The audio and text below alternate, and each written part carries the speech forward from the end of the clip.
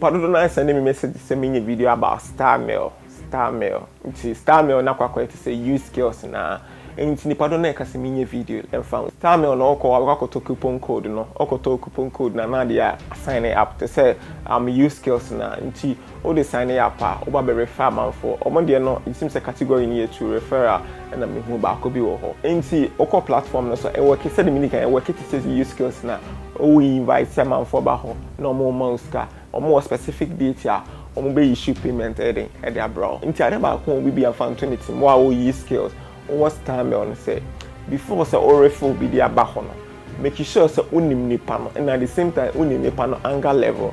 And at the same time so explaining normal nipani because be adding 130 Ghana cedis and 100 cedis. Nipanent mean benefit be a woman. Later on no or be a website name call and I say Omujana, Nipan bit work report, so Ubetri will be a room no. Make sure to be explaining action Nipana. Me two teams say if you 18 year train 10,000, but explaining normal churn so we invite someone for people power Ubinyeska.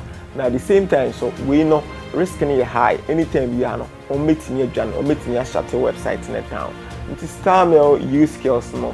Sanity anytime you're meeting your shuttle website in a down. Because of so omu inviting the Padonaba platform no.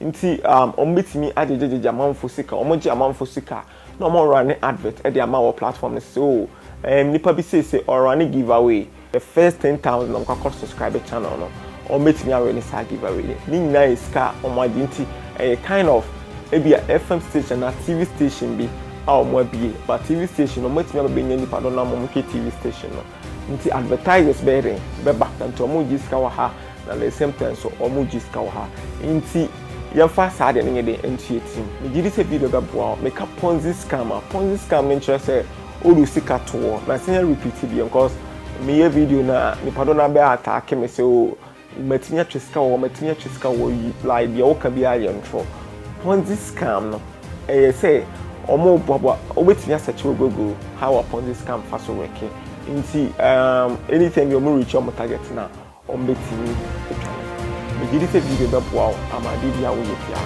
recording. Follow take into your Facebook, YouTube, and subscribe to channel. The videos with the drama, the videos are I hope here. Oh, we're gonna happy idea. I don't know, you know.